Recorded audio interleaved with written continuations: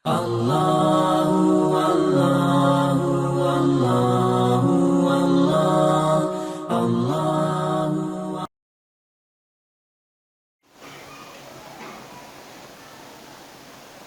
Alhamdulillahilladzi asra bi'abdihi lailam minal masjidil haram ilal masjidil aqsa. Asyhadu an la ilaha illallah wahdahu la syarika lah wa asyhadu anna Muhammadan abduhu wa rasuluhu la nabiyya ba'dah.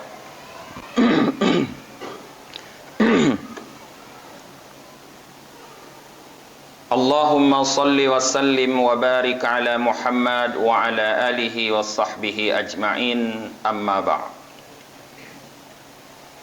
Segenap puji dan syukur senantiasa selalu kita limpahkan kehadirat Allah Subhanahu wa taala atas berbagai macam rahmat dan nikmat yang selalu tercurah di dalam kehidupan kita. Salawat dan salam tidak pernah henti-hentinya selalu kita doakan kepada Allah agar terus ditambahkan oleh Allah kepada baginda Nabi Muhammad sallallahu alaihi wasallam, kepada keluarga dan para sahabat beliau sekalian. Guru kami, orang tua kami, Abi Imam Syekh Masjid yang kami muliakan, guru-guru kami, para alim ulama, orang tua kami, dan seluruh jamaah salat Jumat yang dirahmati oleh Allah yang khatib muliakan.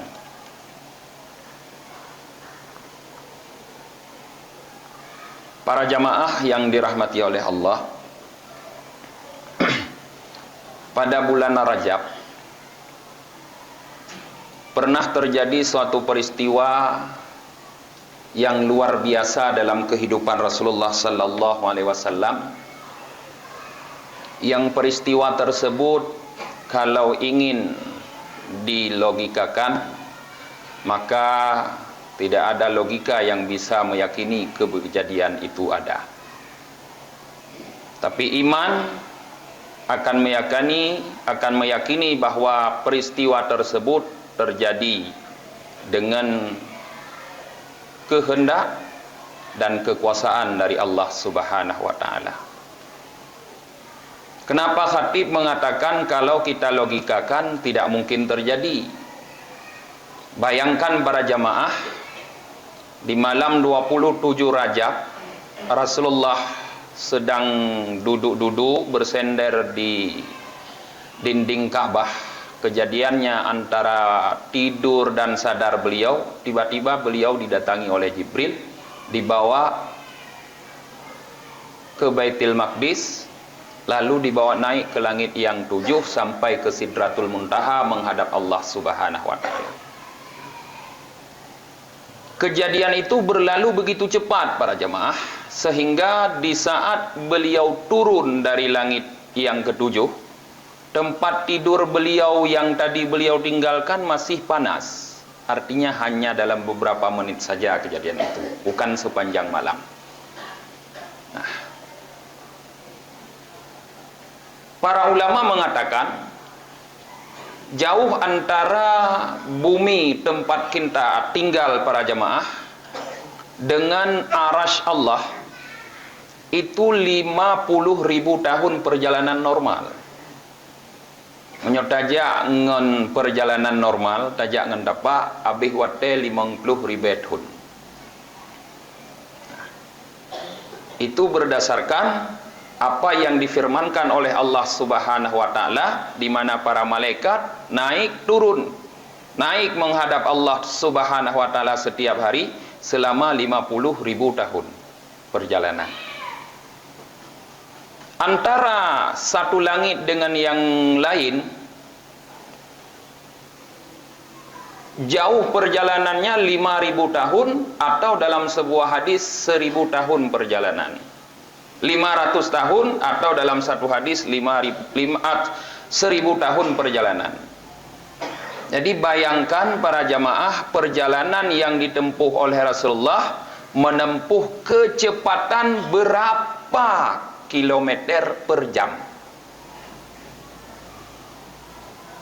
pesawat yang dibuat oleh manusia, yang perjalanannya pesawat komersial itu sekitar ya 500 sampai 600 km per jam, itu harus dibuat dari bahan yang terukur sekali sehingga mampu bertahan dalam kecepatan perjalanan secepat itu sehingga tidak meledak di udara. Rasulullah pada saat itu berjalan tidak menggunakan baju pelindung, tidak menggunakan alat-alat untuk melindungi diri beliau menempuh perjalanan tersebut sehingga beliau tidak meledak di udara. Bayangkan menyogotannya para jamaah tak ada pesawat, di waktu hurung pesawat ada mumat, waktu ipa pesawat lagi nyan. Bukong mumat. Nyanti krek-krek duruh dehana dadoho para jamaah. Begitu kuatnya kalau perjalanan ditempuh dengan ukuran perjalanan yang sangat cepat seperti itu. Nah, maka hanya imanlah yang mampu membenarkan terjadinya peristiwa Isra Mi'raj. Maka wajar ketika Rasulullah sallallahu alaihi wasallam turun, lalu di paginya beliau bertemu dengan orang-orang, bercerita dengan mereka tentang perjalanan beliau semalam. Bukan cuma yang kafir, yang sudah masuk Islam keluar murtad dari Islam karena mereka tidak sanggup berpikir adanya peristiwa yang itu. Tetapi yang ingin kita ambil daripada peristiwa itu ya para jamaah, kenapa Allah memperjalankan hambanya Nabi Muhammad sallallahu alaihi wasallam dari Masjidil Haram ke Masjidil Aqsa, lalu dibawa lagi naik oleh malaikat Jibril melintasi 7 lapis langit sehingga sampai di Sidratil Muntaha, adalah untuk menunjukkan kekuasaan Allah Subhanahu wa taala. Allah berfirman, Subhanalladzi asra bi'abdihi lailam minal masjidil harami ilal masjidil aqsa alladzi barakna haulahu linuriyahu min ayatina.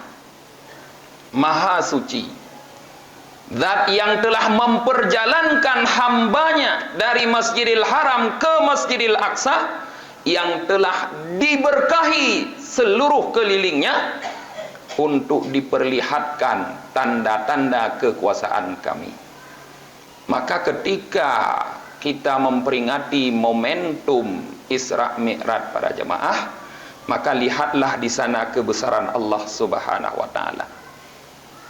Allah bisa membuat satu perjalanan yang mustahil secara logika, yang tidak bisa didapat oleh sains ilmu pengetahuan sekarang ini. Sedemikian canggihnya masa kita ini, tapi belum bisa mendapatkan perjalanan seperti itu.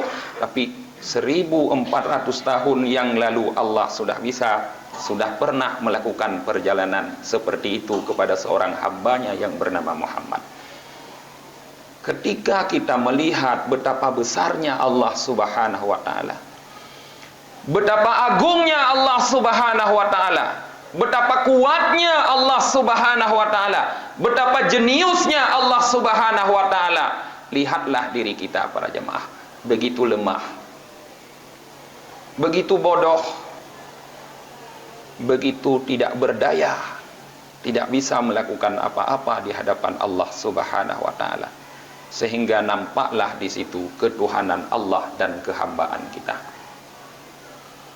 Kemudian perjalanan yang dilakukan oleh Rasulullah pada malam 27 Rajab itu juga menjadi tonggak peristiwa diwajibkan oleh Allah Subhanahu wa taala salat yang kita lakukan sekarang ini sehari semalam 5 waktu.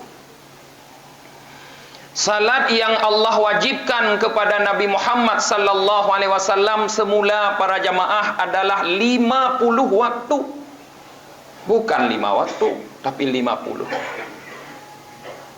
Setelah Nabi Muhammad menerima salat 50 waktu yang diwajibkan oleh Allah, Nabi Muhammad turun sampai ke langit yang ke-6. Beliau berjumpa dengan Nabi Musa. Nabi Musa bertanya, "Wahai Muhammad, oleh-oleh apa yang engkau bawa dari Allah?" Nabi Muhammad berkata, "Wahai saudaraku Musa, aku dan umatku diwajibkan oleh Allah salat 50 waktu sehari semalam." Kata Nabi Musa, "Wahai Muhammad, naiklah kamu lagi minta keringanan kepada Allah, karena aku sudah pernah mencoba umatku Bani Israel, mereka tidak mampu melakukannya." Nabi Muhammad para jemaah gelakai keringanan oleh Allah. Allah turunkan 5 sehingga menjadi 45. Naik turun Nabi Muhammad sekitar 9 kali. 1 kali naik beliau diberikan oleh Allah keringanan 5, sehingga tersisa salat yang diwajibkan kepada kita 5 waktu. Ketika beliau turun pada kali yang selanjutnya, berjumpa lagi dengan Nabi Musa. Nabi Musa masih menyarankan, "Muhammad, naik lagi minta keringanan kepada Allah." Tapi Nabi kita mengatakan, "Wahai saudaraku Musa, aku sudah sangat malu kepada Allah karena sudah naik turun meminta keringanan. Maka mungkin inilah ketetapan yang telah Allah tetapkan kepadaku." Sehingga tersisa sekarang para jemaah 5 waktu salat sehari semalam. Walaupun 5 waktu, tapi siapa yang mengerjakannya, maka 1 akan dibalas 10 oleh Allah, sehingga tetap bernilai 50. 5 boh sembahyang yang terpuput di ketanya surau semalamnya, nilainya tidak pernah kurang, walaupun angkanya telah dikurangi oleh Allah dari 50 menjadi 5, tapi nilai tetap masih 50. Maka para jemaah, jangan sia-siakan ibadah salat ini. Jangan sia-siakan ibadah salat yang telah Allah berikan kepada Nabi kita Muhammad sallallahu alaihi wasallam dengan meninggalkannya, dengan mengerjakan asal-asalan, dengan tidak menyempurnakannya. Dalam satu hadis Rasulullah sallallahu alaihi wasallam bersabda, "Awwalu ma yuhasabu bihil abdu as-salah." Yang pertama sekali seorang hamba nanti dihisab di hari kiamat adalah tentang salatnya. Ketawa ba Allah gedanya para jamaah yang pun harus tak bertanggung jawab, diperiksa, gesidik oleh Allah Tuhan adalah salat kita ini. Fa idza wujidat tammatan qubilat hiya wasairu amali. Ketika pemeriksaan itu berlangsung, didapati bahwa salat yang kita laksanakan sekarang ini para jemaah sempurna, tidak ada kekurangan apapun, qubilat hiya, salat itu diterima. Wasairu a'malih, dan seluruh amal-amal yang lain ikut diterima. Tapi fa idza wujidat tamma wa idza fa idza wujidat naqisatan, ketika dilakukan pemeriksaan itu didapati salat-salat yang kita lakukan ini banyak dipenuhi dengan kekurangan, ruddat hiya, dibalikkan salat tersebut, wasairu a'malih, dan seluruh amal-amal kita. Dalam hadis yang lain dari Rasulullah sallallahu alaihi wasallam diceritakan bahwa apabila para malaikat membawa amal salat ini menghadap Allah Subhanahu wa taala, ketika amal salat yang kita lakukan itu tidak sempurna, maka amal salat itu ditolak oleh Allah. Dan Allah perintahkan amal salat itu agar digulung seperti kita menggulung kain yang kotor, lalu dilempar ke wajah kita para jemaah. Maka dari sinilah mari kita perhatikan kembali salat kita. Jangan kita melakukan salat ini tergesa-gesa, asal-asalan dan sebagainya. Dulu Rasulullah sallallahu alaihi wasallam pernah menyuruh orang untuk salat berulang-ulang kali sampai 3 kali. Di saat Rasulullah masuk ke masjid, di saat Rasulullah sedang duduk-duduk di masjid, tiba-tiba seorang pemuda masuk ke masjid, lalu beliau salat. Setelah beliau salat, dipanggil oleh Rasulullah. Lalu Rasulullah katakan, ulangi salatmu. Dia ulangi lagi salatnya. Kemudian dipanggil oleh Rasulullah lagi, ulangi salatmu. Dia ulangi lagi. Setelah dia ulangi kali kedua, kemudian dipanggil oleh Rasulullah lagi, ulangi salatmu. Kemudian dia ulangi kembali. Kemudian Rasulullah mengatakan, ulangi lagi salatmu. Sehingga dia bertanya kepada Rasulullah, wahai Rasulullah, sudah 3 kali saya mengulang-ulang salat saya, tapi saya tidak tahu di mana salahnya, sehingga salat saya harus terus diulang. Kata Rasulullah, kamu salat tidak menyempurnakan rukukmu, tidak menyempurnakan sujudmu. Maka ketika kita salat para jamaah, perlu sangat kita perhatikan adalah bagaimana kita di saat rukuk, bagaimana di saat kita sujud.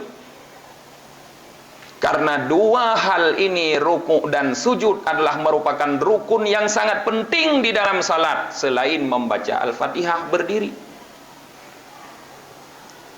Maka jangan Anda rukuk di saat tangan Anda kadang-kadang belum pas terletak di atas lutut, Anda sudah bangun. Jangan Anda sujud kadang sebelum dahi Anda terkena dengan kain sajadah, tapi Anda sudah bangun untuk duduk.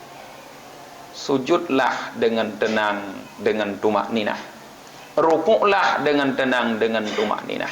Hayati pelaksanaan rukuk dan sujud tersebut, baru kita bangun. Jangan tergesa-gesa para jemaah. Apalagi nanti di bulan Ramadan, kita akan melaksanakan salat yang lebih banyak daripada salat di bulan-bulan yang lain. Di mana di bulan Ramadan, di malamnya minimal kita salat tarawih 20 rakaat, dan sembahyang tarawih, tambah sembahyang witir heboh rakaat, dan sembahyang-sembahyang yang lain. Kebiasaan kita selalu memburu waktu. Berawai-awai habis, dan mawai habis.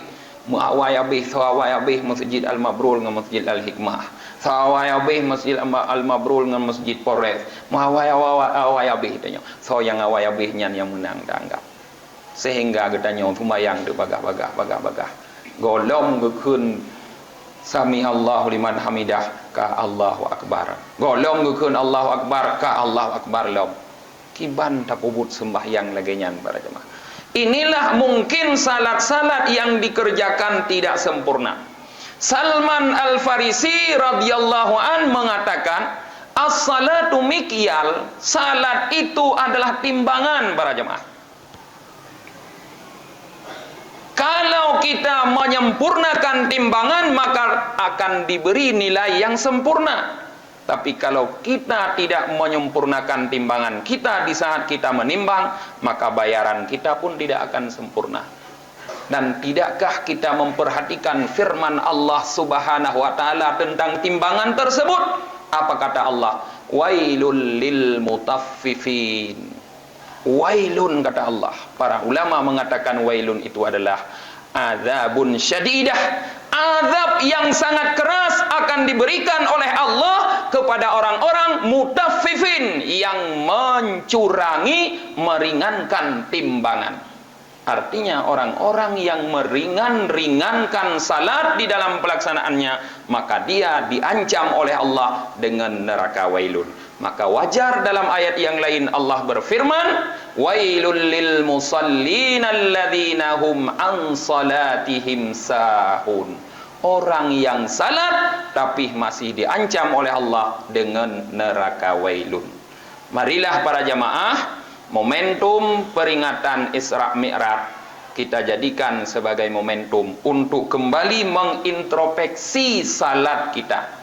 Kembali kita mengupgrade pengetahuan tentang salat kita. Bukan berarti pengetahuan dulu salah, tapi perlu pembaharuan, perlu kita upgrade kembali. Kadang ada pengetahuan-pengetahuan yang lalu yang sudah tercemar, yang sudah terkontaminasi dengan hal-hal yang tidak benar. Maka sempurnakanlah salat kita para jemaah. Alhamdulillah alladzi hadana li hadza wa ma kunna linahtadiya laula an hadana Allah. Asyhadu an la ilaha illallah wahdahu la syarika lah wa asyhadu anna Muhammadan abduhu wa rasuluh. Allahumma salli wa sallim wa barik ala Muhammad wa ala alihi wa sahbihi ajma'in. Amma ba'd.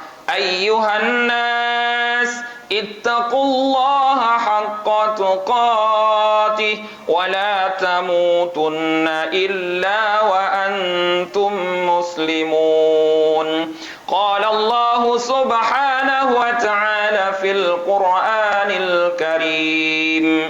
Bismillahirrahmanirrahim. Subhanalladzi asra bi'abdihi laylan minal masjidil haram ilal masjidil aqsa alladzi barakna hawlahu linuriyahu min ayatina innahu huwas sami'ul basir.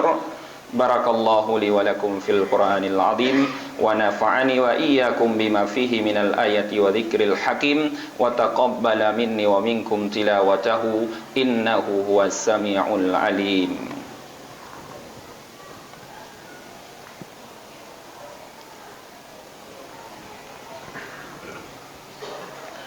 Alhamdulillahi rabbil alamin wal 'aqibatu lil muttaqin wala 'udwana illa 'alal zalimin. Asyhadu an la ilaha illallah wahdahu la syarika lah wa asyhadu anna Muhammadan abduhu wa rasuluh.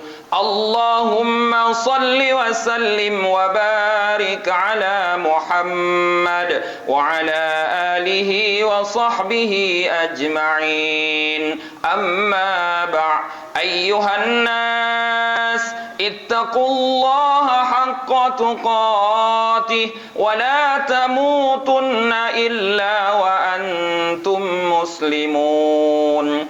Innallaha wa malaikatahu yusalluna 'alan nabi ya ayyuhalladzina amanu sallu 'alaihi wa sallimu taslima.